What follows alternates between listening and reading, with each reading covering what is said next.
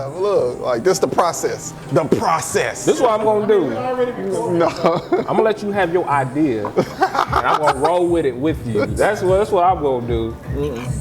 Because I don't know where you trying to take this, but I'm riding with it because we just like bad boys for life.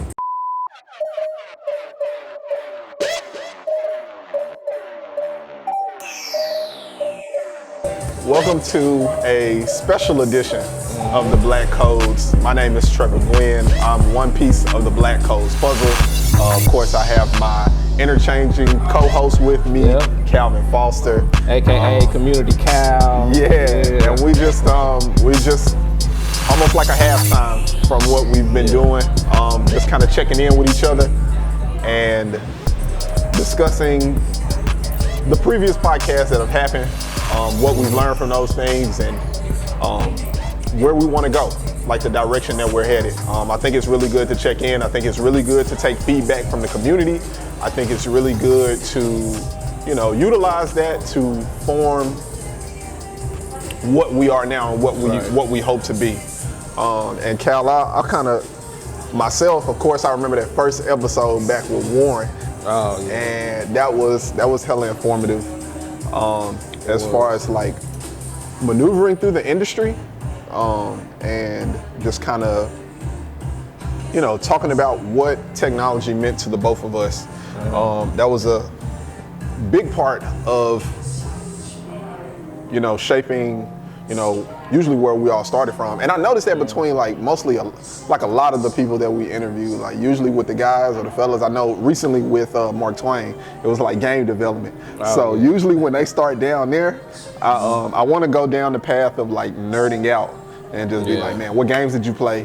What I think that'd be a good thing to do actually. Like just take the time to nerd out with somebody. I mean, everybody in software development, we pretty much like games for the most part.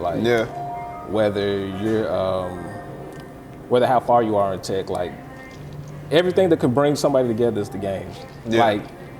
We play Among Us every other month. Damn, that was y'all ruthless in Among Us. You ruthless in Among Us. I'm telling you, look, I'm straight up honest the whole time. No, well, I guess you are because when you said I told you go do a task. And you said, I'm about to do a task, and then you killed me. I guess in a sense you was honest, because you do your task as an imposter. But yeah, we have a lot of. I'm proud of the events that we put out. And I hope we're able to refine that, especially like building with the community and the what we've learned from everyone. Because in understanding their background and history, we can understand like how that plays into the role of the purpose of the community itself.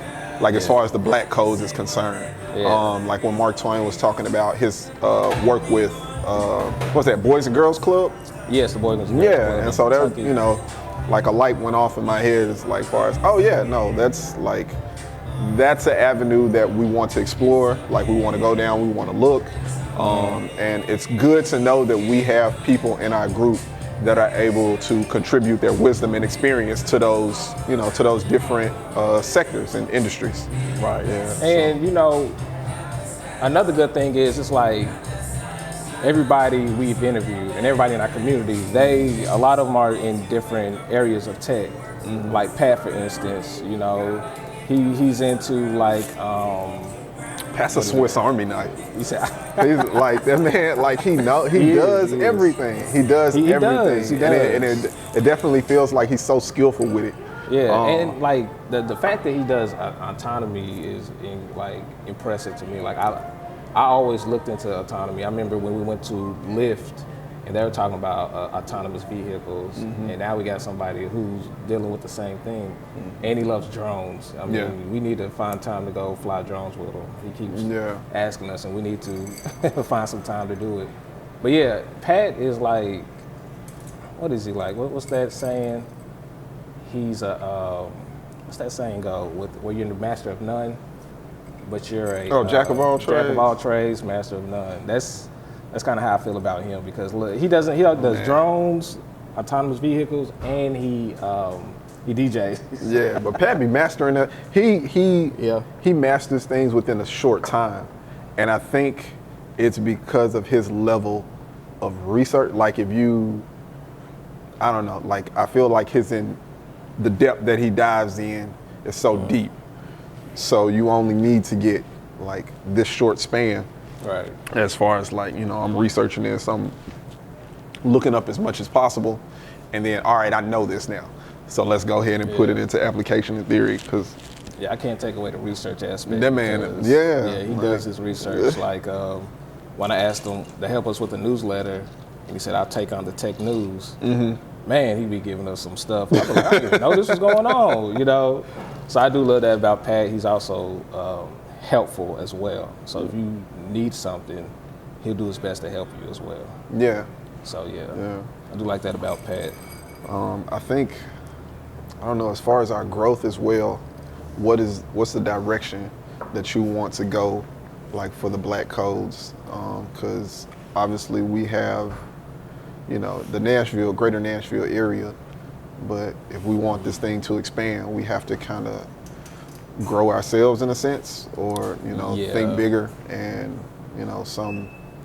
we can no longer sit out, like hit up a software school that's within range and just like have that handshake feel. But how do we recreate that organic, like, hey, my name is Trevor, like I would like you to join, I'm with a part of this organization or community that we, cultivate a culture of community, code, and, just tech aspect all around fun. How do you reach people outside of your walking range in a sense? Well, that's funny because when I was growing the channel, when I first went to grow the channel and I brought you and Glenn into it, I was just going on LinkedIn and just reaching out to people like from anywhere and just saying, hey, my name is Calvin. I have a Slack channel full of Black engineers that we would love to network with you and join our community. And most of them said yes. Some people just left me on red. Most of them said yes. So I think it's just taking that step to just go out there and do that. Yeah. So, and that's how I feel like we can do, especially during the pandemic. Like you really just can't go outside anymore like that. So yeah, the best bet is just to get on the social media platforms and see if somebody's interested in tech, especially LinkedIn, because they tell what they do. Like, this is what I do. So I think that's one best avenue. Another way is doing this right here, giving out content to let people know what we do. So that's one way of going out there. And we do have some developers out there that's already in Atlanta. We got one in New York, and I think we have one in, Colorado? Yeah. Yeah, so I mean, we kind of moving out of Nashville, but we're not like fully out. But I feel like just as we keep doing this and keep reaching out, that's just one way to grow. As far as the goals, making sure we're very genuine, very open, and very black. Very black. That's like I want to stress the importance of that, because there is I feel like for me it came out of necessity. Like that was, like obviously waiting on inclusion and diversity to happen is one aspect that we keep fighting for, but honestly, like we can create a space for ourselves any day. Right. Like, and that's really what we decided to do. We had a common goal, common interest, common feeling about where we wanted to go, and we spun it up, and we've created events ever since then. Man, I like, if not for Corona, like I guarantee, like we'd probably be at somebody's event right now. Like we'd have an event. You know what I'm saying? Playing Catan and just linking back up with all the faces that we know, and that we've grown to appreciate and have grown to mentor us and tutor us. Yeah, what's funny about that is before the pandemic hit, I remember going to your house and we already had planned up, okay, we're gonna do these events. And we had it planned out for 6 months. And I was telling you, I'm about to go to Puerto Rico. When I come back, we're about to get it popping. And we didn't get that popping. The pandemic got popping, and that messed us up. But even though the pandemic messed us up with physical events, we still had the virtual events that went pretty well. It was just something new. Like at first, it didn't like really just hit because it was something new. Like not too many people just do virtual events. Yeah. But since we got to stay inside, I think the more we done it, the more it kind of grew. Especially the virtual happy hour, man. We have a lot of people come out to that. I think with education, education is the ultimate combatant against ignorance, obviously. And so our whole Slack channel, you know, with the familiarity of the space that we work in, we weren't too scared when like we realized like, oh yeah, everything gonna be virtual now. And it's just like, all right, just go on about your day. Now I think the one thing that surprised me was the expectation of the longevity, like how long this thing will last. I personally had a feeling it was gonna be like this. that it was gonna be pretty wild. Yeah. But that's, you know. And you did say that like because of the administration. Yeah. And who was in charge, and you know what I'm saying, like. Yeah. Your leadership is a reflection, and it trickles down Yeah. to the people. So now we kind of out here, but Yeah. you know, tomorrow's a new day. Right, and we're still making it, you know. I remember you telling me, you said this thing's gonna last probably, it's gonna get worse in the winter. You said that like every meeting we had, you said it's gonna get worse in the winter. I was like, look, and here we are coming to the winter, and it's getting bad. Yeah, that's I'm a big advocate of history, because, and I truly believe like education is the key, and not just, you know, Black history, which is, you know, the biggest part of American history, but also like to the point of the pandemic, like studying the Spanish flu. I think it was in 1918, and like the similarities between that and this are like it's scary, bro. Like it's scary the way it happens, and so just I would encourage people to, you know, just take that into consideration. Like, because you can learn a lot from experiences that people have already gone through, and you can avoid a lot of mistakes from experiences people have already gone through. And that's why, you know, take the time that's why I do this podcast, because I know like a lot of people have those things to offer. Like when they talk, as far as like when it comes to their experiences as Black people in the tech industry, I'm so happy and enthused to listen to that, because one, I can see how to translate that and use it in my own life. But two, like somebody else out there might get the same knowledge and like, oh, I'm going through this thing right now. So let me make sure I avoid this, or make sure I do these things so that the outcome is desirable for me and what I'm looking for. And, so I got a question. Since this pandemic, how do you think tech evolved or advanced during this time? I know Zoom made a couple dollars. Yeah. Boy, raise them damn price tags. Boy, Netflix too. Yeah, I think it increased. I think it forced people to educate themselves on these devices and these, you know, this, from laptops to software to, you know, how you interact with this. A lot more people are knowledgeable now out of necessity. And then out of necessity is bred like a new age. Like, so we might have witnessed the death of like the 9 to 5, you know what I'm saying, like the commute, as far as that's concerned, and like ushered in a new era of like, oh, okay, well, like work-life balance, like we understand we can still make a profit if somebody's working from home versus if somebody comes into the office. Because you might have those, like I think it's like one of the biggest terms for me this year has been like balance, as far as like, hey, this is what, you know, sometimes you might want to go into the office and be surrounded by other developers to get that feel. And then sometimes you're like, hey, I got, you know, some things that I need to handle in the house. But like you flexibility, I think is a version of freedom. And people are seeing that now. And so they're like, hey, like I can damn near go to Mexico and still do my job. Or I can damn near go to one of these Hawaii And as long as I got an internet connection, I can still do my job. Right, because you ain't got to be beside like other people to do it. Because you got like things like Slack, Teams, like to reach out to other coworkers for assistance, or we also have we got Zoom, we got virtual calls, like to change, like to not have to be physically by you or by another person. Another term I also hear a lot now. What's that? Pivot. And when I mean pivot, like change your job or go more towards tech as far as when you pivot, because a lot of people lost their jobs because you may have to come to a restaurant to work, or you may have to go to a warehouse. Some of those places have shut down because the pandemic.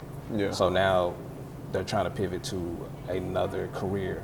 Yeah. And tech is usually the best way because like you said, you don't necessarily have to be in the office to work. You can just get your laptop and go home and get to it, whatever you need to do. It's a beautiful thing, man. It's a beautiful thing. And I hope it continues to evolve into something that we can make use of. I think I think it's a wonderful thing for Black people because like now, you cannot have a car and still like do an interview virtually, get hired virtually. Like as long as you got your laptop, like you in business. Yeah, you ain't even like you are on. in business. Like no pants required. Like all of that. Like that's a bit of the dream right there. It is like. It's I look at it as a gift and a curse though, because yes, I don't have to go in the office anymore. I can really hang out around the house, but at the same time, your health, like even your mental health could change, because like I'm a kind of person, I like to be around people a lot, and now that I'm home, I liked it at first, but then I started like missing like our events, like being around our community. Like I kind of started missing the people. Like yes, I can hit you up on our Slack channel, but at the same time I like to be physically around people. Yeah. So taking that aspect away from my daily life, or not even my daily life, but just this year, taking that away from me kind of like made me feel some type of way. Yeah. So I do miss that part, but I also know that we need to be safe out here. So, I do not try to overdo things, like try to hang out with people or respect people's boundaries now that we're in this time. So yeah, I'm a homebody myself, man. I would usually it takes like I'll do a social event and then like at the crib re-energize it. I find like spending the most time with myself, I get to do obviously because when you're alone you get to do the things you want. Yeah, like, and it's only you there to judge. So like reading, picking up a book, like working out, like you're not swayed by other people's opinions or judgments or anything like in the least. Like it's just you in your mind. And so that's when you really get to, gather your thoughts and understand like, hey, what do I want to do in this time period? And of course that's I think that interview with Dr. T, she was talking about self-actualization. Like I think that becomes a big part of it, like being alone with your thoughts and understanding who you are. But yeah, we get deep down in a metaphysical hole. So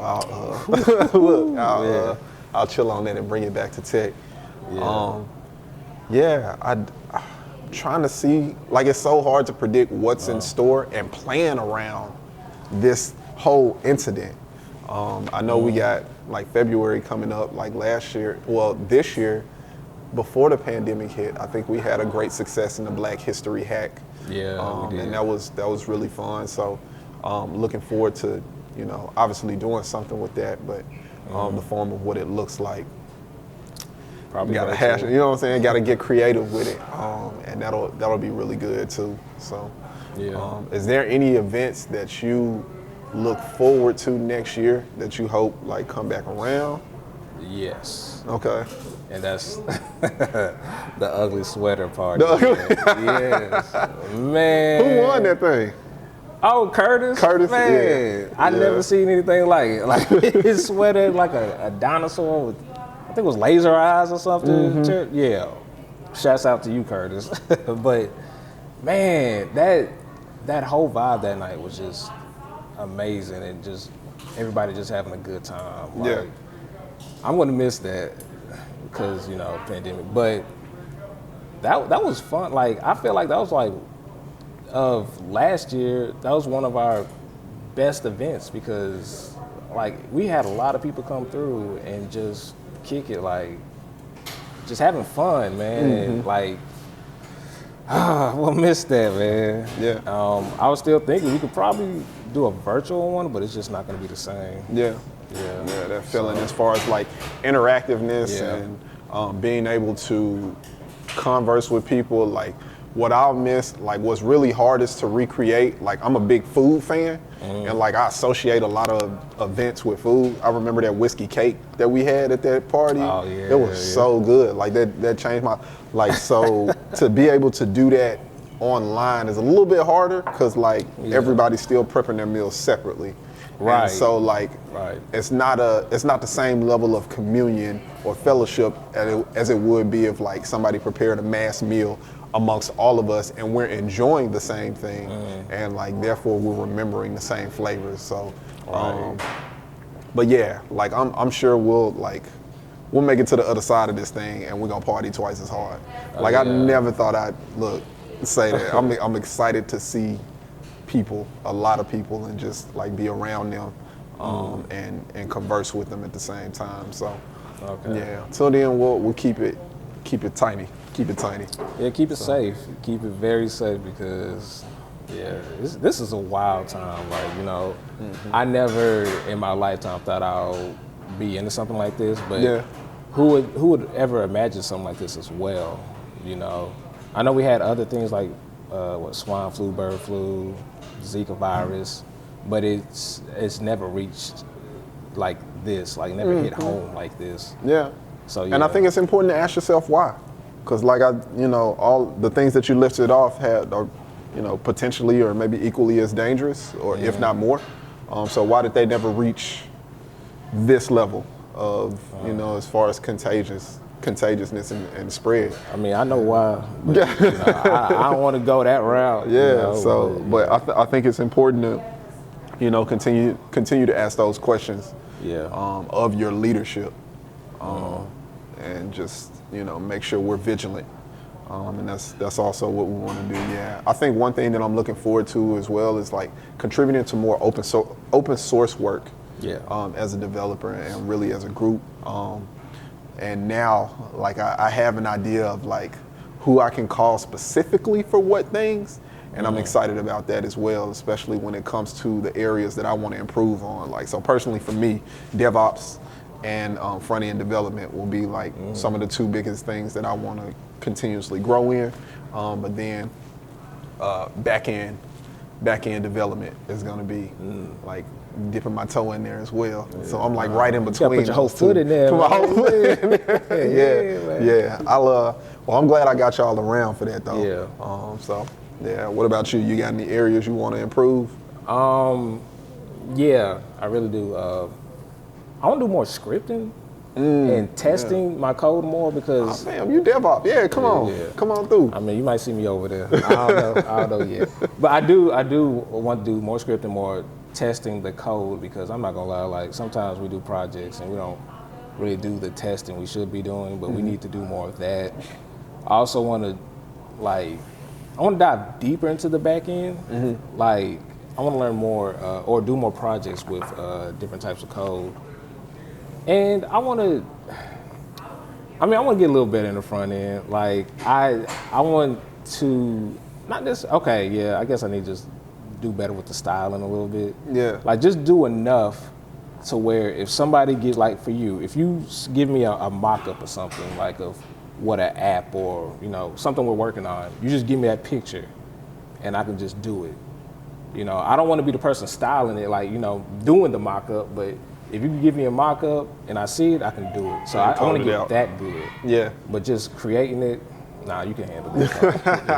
I think Mark hit it on the head. Multidiscipline is really where we're heading to, and the more you can pick up and utilize, the better.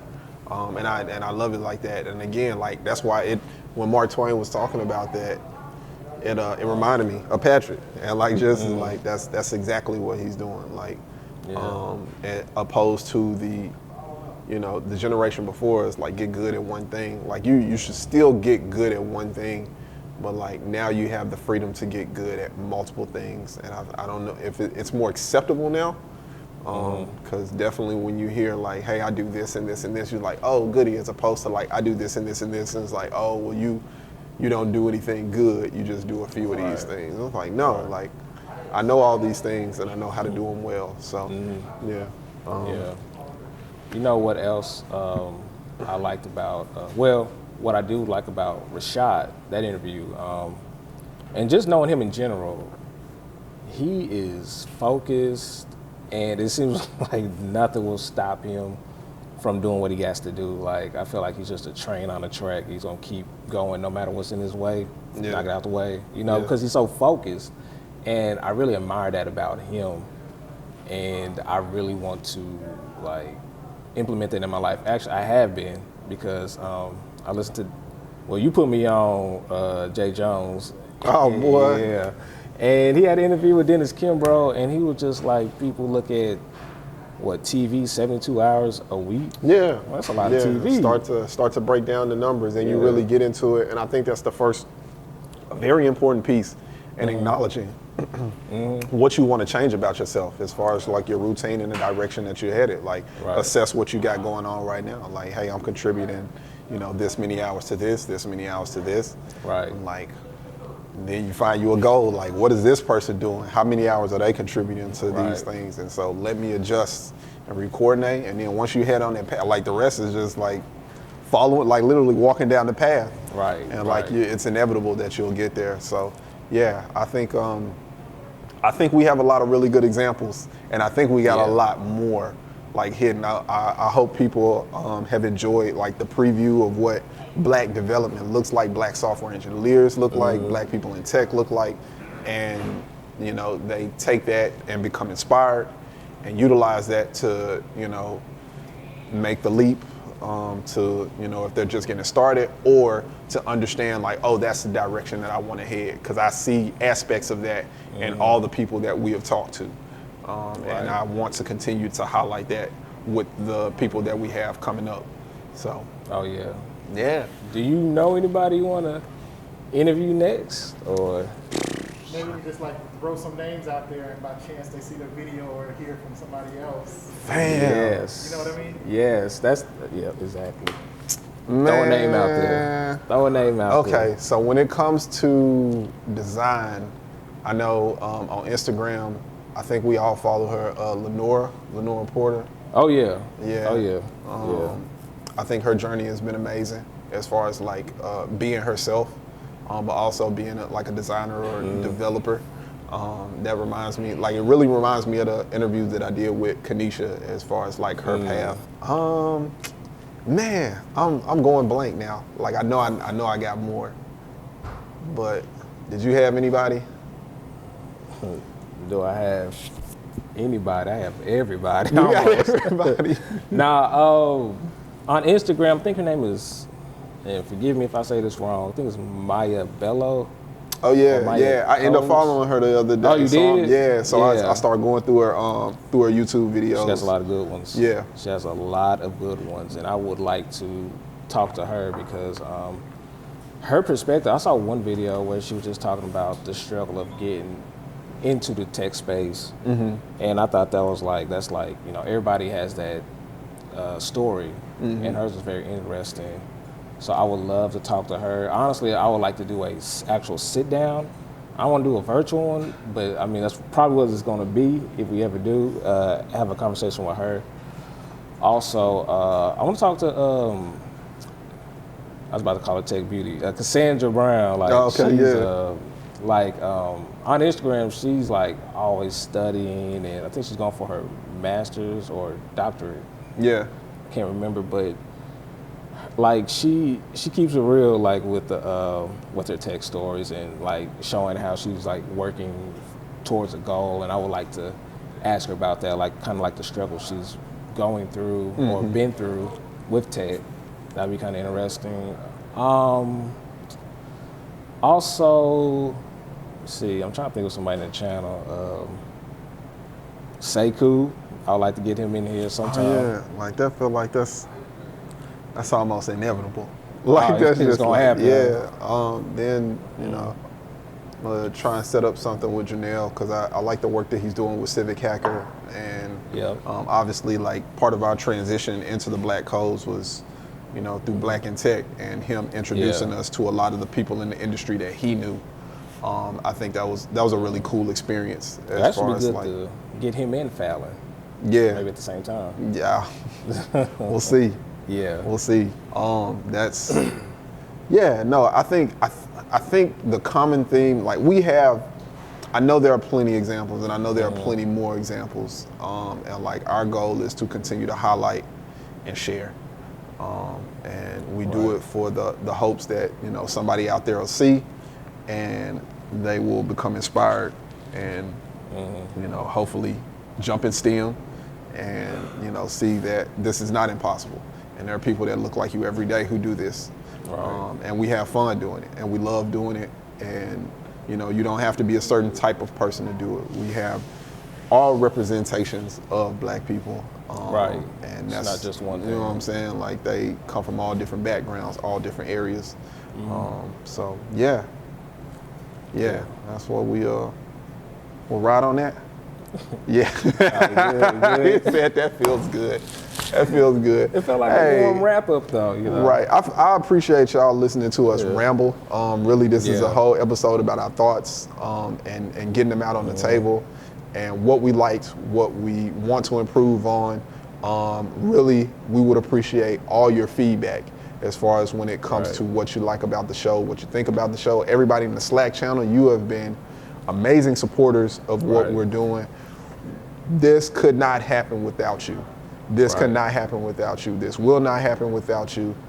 So continue to be who you are because you make the Black Codes what it is. Yes, and that's why I always stress, leave a comment, you know, and be real with it, you know, just leave something. And also, don't forget to like and subscribe. Remember, like and subscribe. I feel like some of y'all ain't been liking. Some of y'all been subscribing. But like and subscribe. I stress that a lot. I know. He does. He does. Yeah. If you are so compelled to follow us on Instagram, the Black Code, the Black Codes. Oh yeah. And also, I can never forget. Tacos with a twist. Thank you, Tacos with a Twist, for allowing us to use this space. Yes.